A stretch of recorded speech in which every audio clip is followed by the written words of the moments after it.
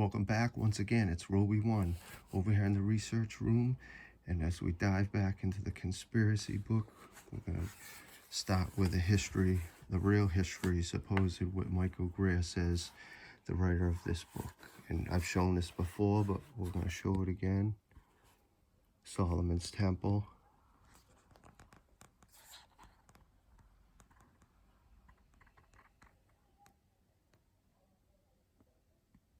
Is that Solomon, perhaps? I don't know.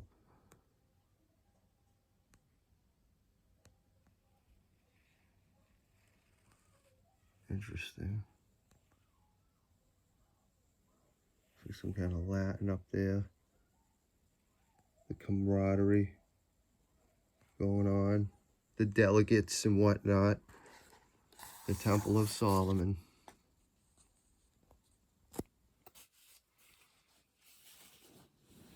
So, 975 BCE is where he believes it started. In the 10th century BCE, the Middle East was a patchwork of little kingdoms, hundreds of them, each with its own language, culture, and religion. Each entered a national temple where the priests offered sacrifices to the local god or goddesses. The kingdom of Israel was just one of more of these tiny nations, and when King Solomon of Israel, 970 to 931 BCE, built a temple in Jerusalem for his own people, God, and deity, it was such a standard project that he was able to ask his only ally, King Hiram of Tyre, and that's who they worship in the Masonry, Hiram of Biff, I believe that's who he is. And some say he's a made-up character too. But 1000 to 946 BCE to send trained builders and metal workers for the job. Nor was the temple he built on a hill just north of the original city of Jerusalem anything out of the ordinary. A plain rectangular building with stone walls and wooden roof, 90 feet long, 30 feet wide, and 45 feet high, covered with a thin layer of hammered gold. 2,000 years later, the collected legends of Solomon's little kingdom had become an Old Testament of a major world religion. In medieval Europe, as economic activity sprang back into life after the long crisis of the Dark Ages, local guilds of tradesmen borrowed stories from the Bible and the lives of the saints as raw material for the simple ceremonies by which members were initiated. A guild of stonemasons somewhere in the British Isles, probably not certainly in what is known Scotland, adopted the story of the building of King Solomon's temple for the purpose. Other stonemasons guilds had different rituals focused on such other stories as the building of the Tower of Babel. Many centuries later, however, as stonemasons guilds in Britain began to mutate into something very different, the ritual about the building of the Temple of Solomon would become the core initiation ceremony of Freemasonry. See also Regius Manuscript 1390, Rituals of Brothering 1639. The bustling courtyard of the Temple of Solomon in 17th century, etching by John Deckert. One last look. And then we'll go to the second one, which is the Pythagorean Brotherhood. So as we got Pythagoras here.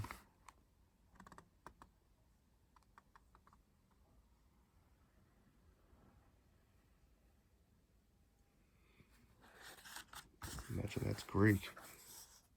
So this is the 6th century BCE. In the 6th century BCE, the city of Crotona in southern Italy was becoming a Greek colony, a center of economic and intellectual ventures that were Pythagoras, 1570 to 495 BCE, settled when he finished his travels across the ancient world in search of wisdom. The inventor of the word philosopher and a brilliant mathematician, Pythagoras was also a mystic. In the organization he founded, the Pythagorean Brotherhood, taught a complex system of thought in which Geometry, vegetarianism, reincarnation played important roles. While it drew some of its features from other older Greek social institutions and others from temples of Egypt where Pythagoras has studied, the Pythagorean Brotherhood was something new in the Western world. Its members joined voluntarily, took oaths of secrecy and obedience to the organization, and rose gradually up through the order's ranks, learning its teachings and the secret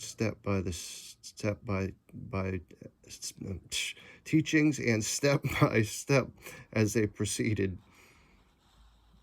That same what's it say? That same pattern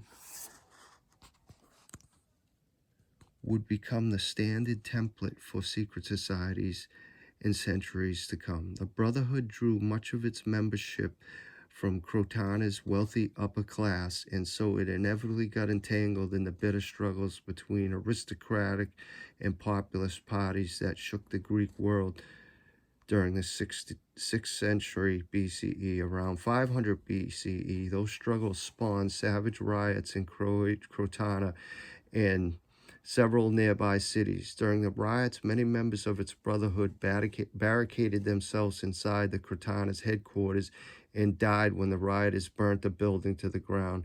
Pythagoras himself escaped to the nearby town of Metapontum, where he died a few years later. Other survivors scattered across the Greek world bearing Pythagorean teachings and the idea of the secret oath-bound organization with them. See also the Gnostics, 1st century. The line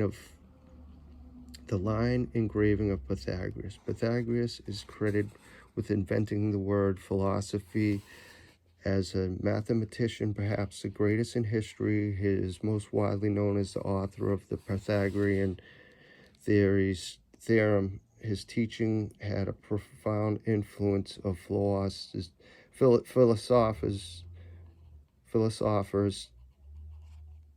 Socrates, Plato, and Aristotle.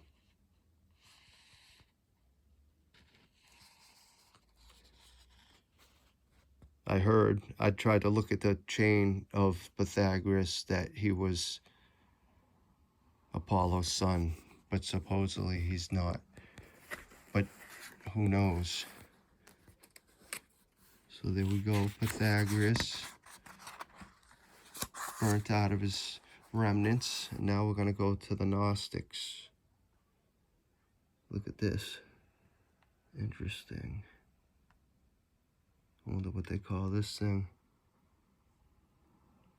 Maybe it'll say in the thing at the bottom. All right, so 1st century.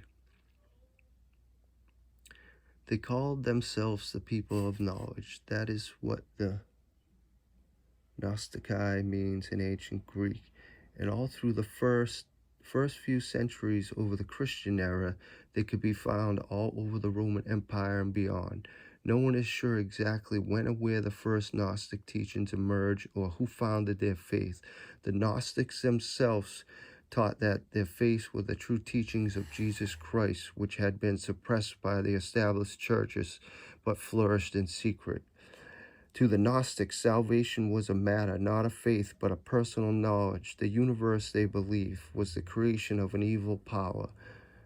The demerged and human souls were imprisoned were far from their true home and eternal world of light. Jesus had come from the world of light to teach the secret knowledge that would set souls free. The knowledge of their true nature as beings of the world of light in the rituals. Meditations and practices that would free them from the world of matter once and for all. Gnosticism originally emerged in the tolerant religions came of the Roman world and flourished throughout the first 3 centuries of the Christian era. Once the mainstream Christian church seized political power in the Roman world, however, Gnosticism was declared heretical and Gnostics risked being imprisoned, exiled, or executed for their beliefs. The obvious solution was to go underground. For more than 1,000 years thereafter, Gnostic sects concealed themselves from the church authorities and passed on their teachings only in secret to recruits who had been carefully vetted for discretion and loyalty. In the process, they laid a foundation on which future secret societies would build. See also the Cathars, which is next. Early Christian Gnostics denoted Abraxas, an enigmatic and mystical creature, as a demiurge and creator of the universe. The Abraxas often was shown with a rooster's head to represent vigilance. The whip and shield symbolized power and protective wisdom, respectively. In the 13th century, it was common to the Knights Templar to use seals bearing the image of the Abraxas. That's a fun fact of the day, and I think the Cathars are next. Yep. So we're going to end it at that. And this is a pretty interesting book. We're going to go through this all. The real history of the secret societies from way back in the day. Have a good day. Roll we won. I'm out.